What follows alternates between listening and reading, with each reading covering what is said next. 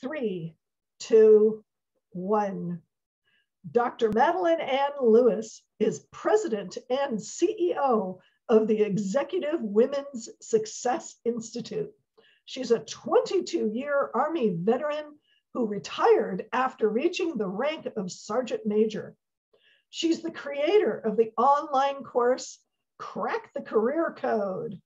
She's a host of Success for Women radio and TV show, an international best-selling author, an international TEDx speaker.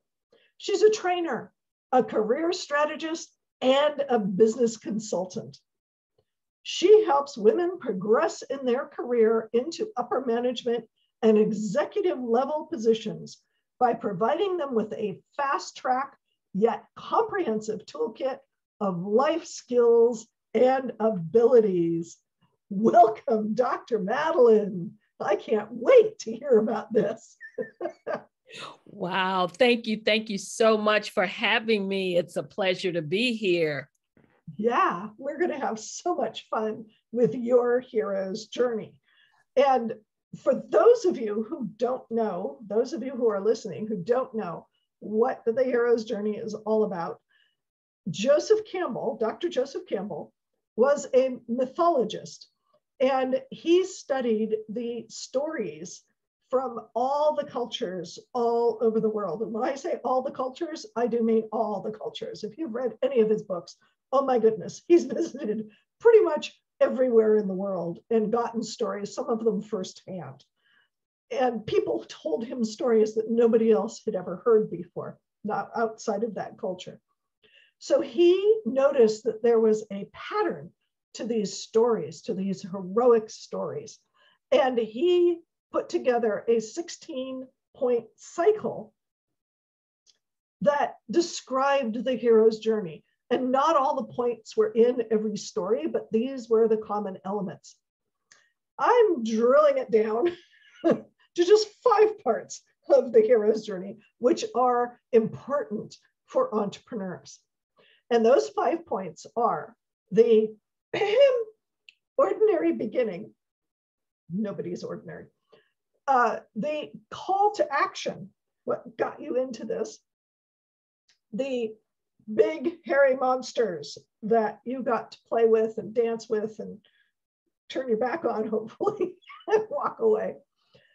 And then in order to do all of that, you had to have allies, mentors, coaches, friends, cheerleaders, folks who helped you through these parts of your life. And then Joseph Campbell talks about the journey home, which is also about your transformation doesn't necessarily automatically transform everybody else in your life. And so you're doing these wonderful things and you're an entrepreneur and you're doing these great things out in the world and changing people's lives, and other people think you're crazy. And so how do you deal with that? So Dr. Madeline, what was your ordinary beginning? Wow, my ordinary beginning, I would have to say it was the fact that when I started out in the military, I was in positions that were basically male dominated.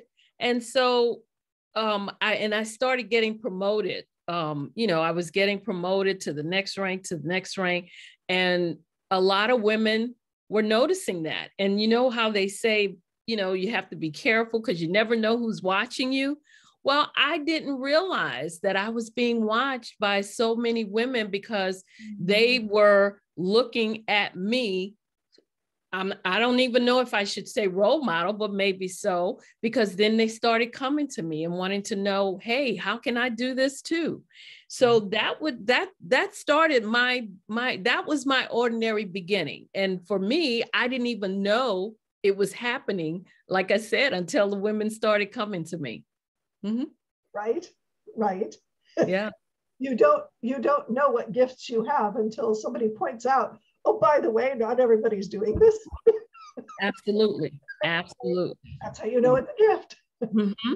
Yes, it is. So what was your call to action?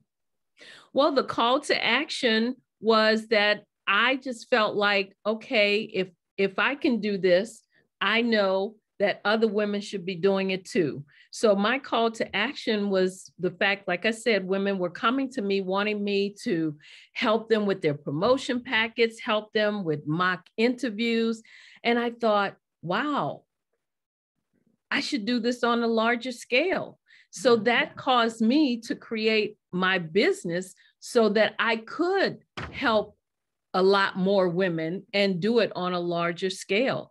And that was the call to action for me, knowing that women needed what I had to offer or what I was doing, needed me to show them what I was doing. So that's what I did. I created programs that could help them to do just what I did, but maybe not face some of the obstacles that I faced doing what I did. Right, right. Wow. Wow. And you know what? It's so important for women to turn around and help other women. Absolutely. You know, because we're our own worst enemies. And oh, don't get me started on that one. Oh, yeah. Yeah. You and I could talk about this forever. Yes, absolutely. Yeah. Yeah. So what were, I can well imagine, because I've had friends who are women who've been in the military. Mm-hmm. What were some of the probably quite literal hairy monsters?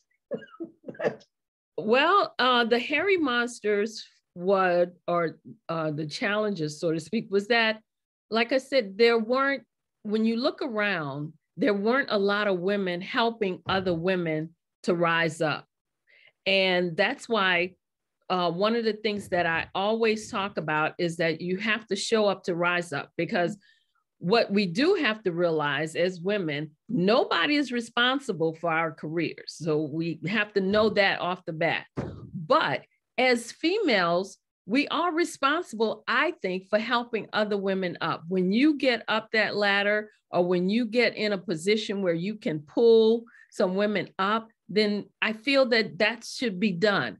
But a lot of women, what I realized, I did research on this, and what I started hearing was sometimes women feel when they're in a high level position that they can't reach back and help too many women up, because it'll make it look like they're being, too much favoritism, in other words. Yeah. So they don't want to be shown as showing too much favoritism to women. And so that's why they don't do it.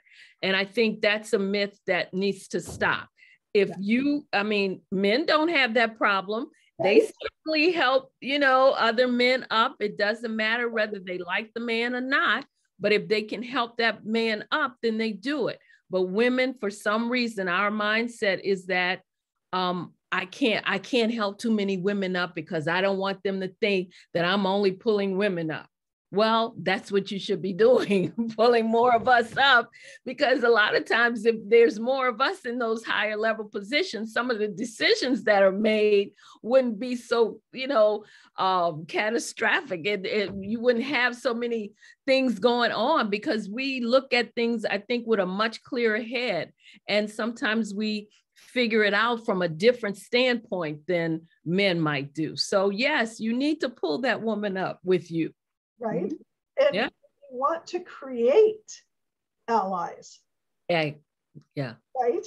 Absolutely. You don't help someone, if you don't help another woman, then it's not always, but you're possibly breeding resentment, jealousy, envy. It's like, well, why isn't she helping?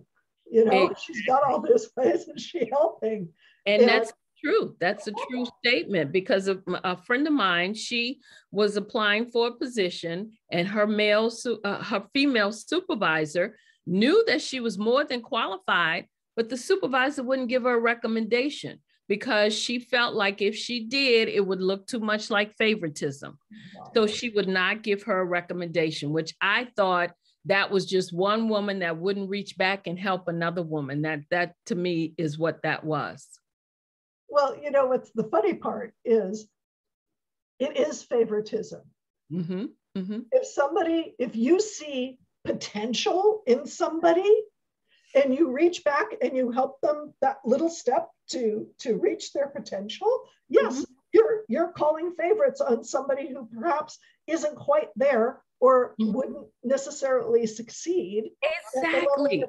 Yes, you're showing favoritism. And I mean, you can't promote or put someone in a position that's not qualified. Right. But what you are saying is don't overlook that female because she's a female. Right. Exactly. Yeah. Exactly.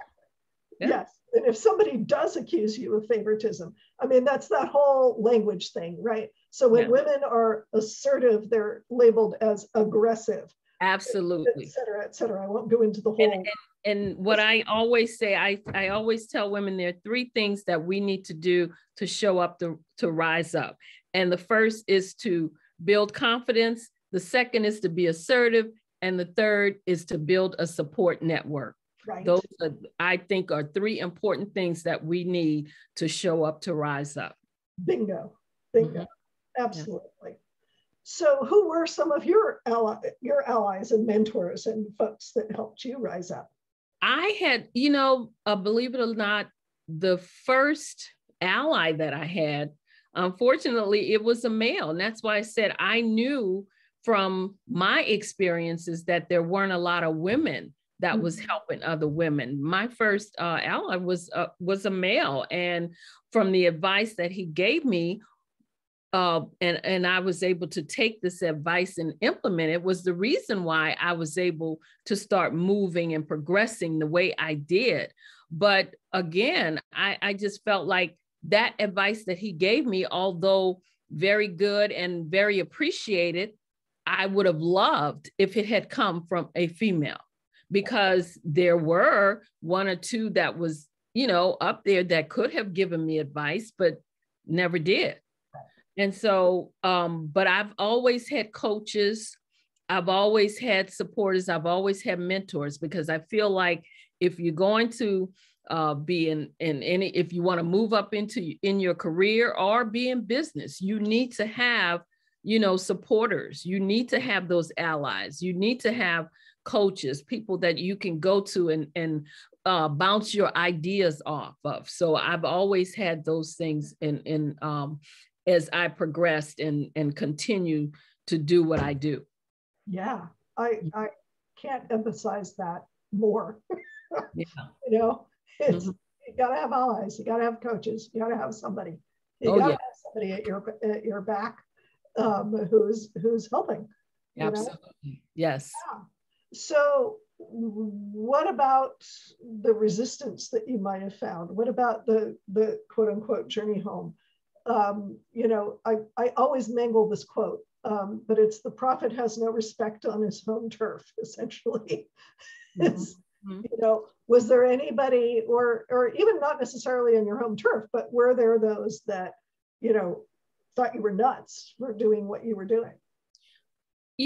Absolutely. There's always going to be people, and I guess that's just human nature, that's going to try and I guess blow out your light, so to speak, or dim your light. And I just always feel that you can't let those people stop you from what you're trying to do. And the reason why you can't is because you have a vision, and your vision is larger than theirs. And a lot of times they don't see what you see, because they can't see it, because they don't think maybe as big as you think. And so that's why they will try to throw roadblocks in your way. They will try to tell you, oh, you can't do that. Oh, or why are you trying to do that? What makes you think you can do that? And that's why I tell women all the time, don't listen to others. And don't even listen to that little voice in your head that tries to make you think that you're not good enough, or that you can't do it, or what if I fail? So I just feel like you have to distance yourself. Yes, you're going to get the haters. You're going to get those people that's going to try to stop you, because they don't, like I said, they don't have the vision that you have. But you have to distance yourself from them. You can't let them stop you, because I always say you should never give up. When you feel that there's something that you are trying for, that you're going for, a position that you see, you feel like you're qualified for, then go for it. Because, statistically, I remember reading in a Harvard Business Review where it said men will apply for a position when they only have feel they have 60% of the requirements. Women won't do that. They will wait until they have 100% of the requirements. And so that's why I say you can't let those things stop you, and you can't let other people and how they feel about what you're doing stop you. So yes, I ran into a lot of that, because it's going to happen when you start doing things that other people aren't doing. But you just have to distance yourself, and you have to have faith and belief that you can do what you set out to do. Yeah, I call it being in a different theater in the movie. Yes. The movie complex. Mm-hmm. Right? Mm-hmm. We're watching one version of Superman. You're watching a different version of Superman. Absolutely. It's sort of like the glass being half full or half empty. We're both looking at the same glass, but we're seeing it in two different ways. Right. Somebody has 3D goggles on and the other person doesn't. Yep, absolutely. Wonderful. So thank you so much for being on the show. And Dr. Madeline, I understand that in your philosophy, being absolutely consistent with who you are and what you're doing, you have something to give for my audience. Yes, absolutely, I do. If they go to my website, which is www.exwsi.com, they can download my free 3-part video series on 3 things every woman should do to position herself for executive leadership. Nice. Yes. Nice. So go to the website.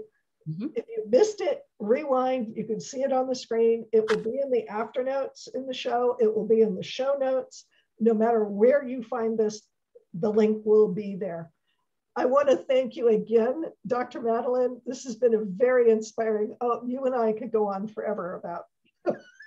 Thank you for having me. I've enjoyed it. Thank you so much for having me on your platform. Oh, you're very welcome. I'm delighted to have you. And thank you to my audience on the Sweet Sound of Success.